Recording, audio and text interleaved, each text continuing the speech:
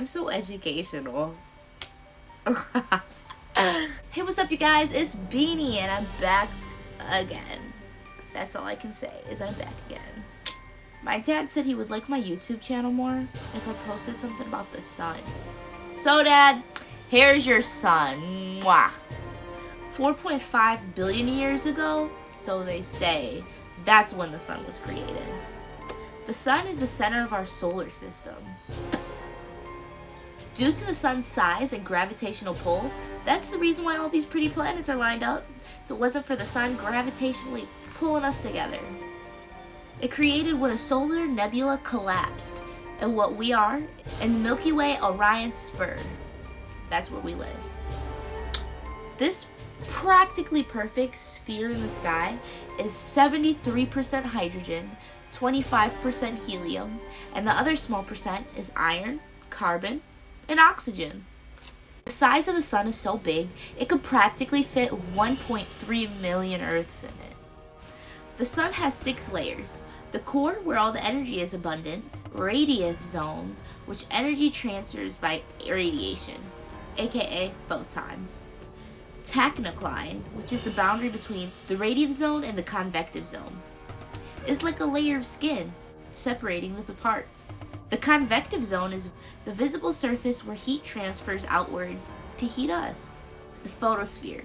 Since the sun is gas and not solid, it is basically its crust. And the atmosphere, a gaseous hollow around the sun, most visible in the solar eclipse. A single solar flare can release the energy of 1 million hydrogen bombs. Like, what? I'm so educational. Sunspots can drop temperature to nearly 20,000 Celsius. I wonder what that is in Fahrenheit. Probably 5,000. Probably 5,000. When sunspots start accumulating together, that's caused by the magnetic energy building up.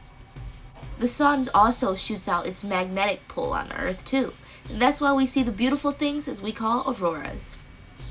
The sun can fit all 8 planets inside of it 600 times. The core of the sun is 27 million degrees Fahrenheit. And if y'all didn't know, 27 is kind of like my favorite number. Now you guys should know something about the sun. But what happens if the sun goes out? This is where it gets interesting. These are some scientists' ideas of what would happen if the sun would just die and like go out of the sky and like cease to exist. The sun is 8 light minutes away, so that means if the sun died or just flipped it, switched and completely turned off or whatever, it would take 8 minutes for us to even notice. And the people on the other side, well, the night side, wouldn't even notice. But you know what they would notice? The moon would disappear.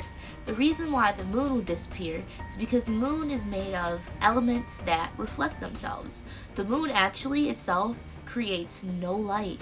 It is just a ball of reflective matter. Distant stars would be our only sources of light. And distant stars are distant, and they're not our sun. But due to the greenhouse effect, temperature would start to increasingly decline up to 24 hours. But after that greenhouse effect is over, we're out. The greenhouse effect is when photosynthesis is like boom, boom, boom, boom, boom, boom, boom. Here's the Earth. This is the atmosphere. And the photosynthesis is like bouncing in and out of the atmosphere, is bouncing back and forth through the atmosphere to Earth to create the greenhouse effect. Like a greenhouse. Like a greenhouse. That's all I fucking know. Like a fucking greenhouse. Hey. Photosynthesis would stop, so plants wouldn't even be able to produce the good oxygen we need to breathe now. But that's not even the worst of our problems. Scientists are saying that we will actually have enough oxygen to survive all the creatures on the Earth for 1,000 years just off the oxygen we have now. But still, be green. Fucking recycle, bitch. Within the first week, our Earth will be 32 degrees Celsius, which is also 0 degrees Fahrenheit, so there is no tanning, bitch.